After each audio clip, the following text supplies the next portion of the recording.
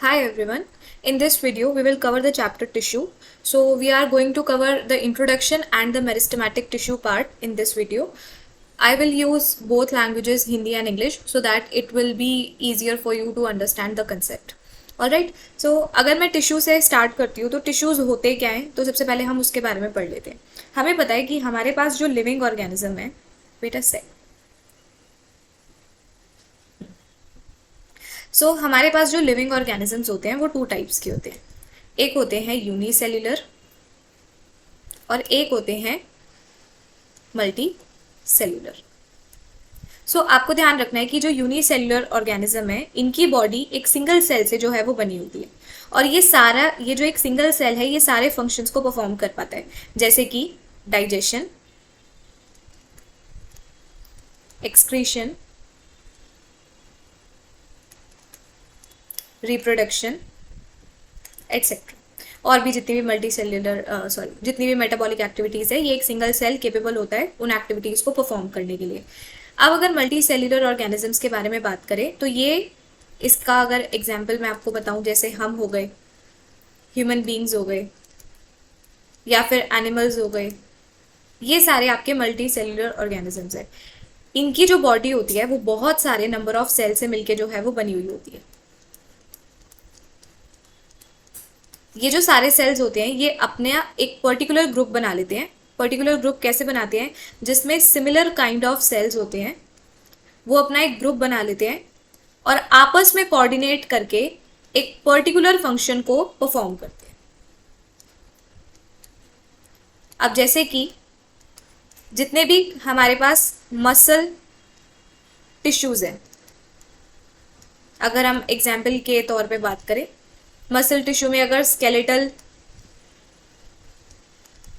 Skeletal muscles है आपके पास, तो ये आपके हाथ पैरों की मूवमेंट, लिम्स की मूवमेंट, या जहां पर भी मूवमेंट हो रही है उसको कंट्रोल करते हैं. ऑलराइट, तो हम इन्हीं टिश्यूज के बारे में जो है वो पढ़ेंगे.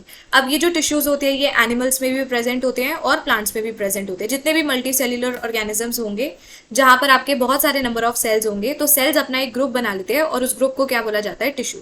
अगर हम एक हायरार्की देखें तो उसमें सेल्स के जब ग्रुप बन जाते हैं तो उनको क्या बोला जाता है? टिश्यूज. टिश्यूज के जब ग्रुप बन जाते हैं तो that is called organ. After that organ system, and organ system comprises a body. So I hope the introduction part is clear to you. अभी हम इंट्रोडक्शन हमारा खत्म नहीं हुआ है, आगे भी we are going to study. So introduction, जितने भी लिविंग ऑर्गेनिजम्स होते हैं वो सारे सेल से बने हुए होते हैं.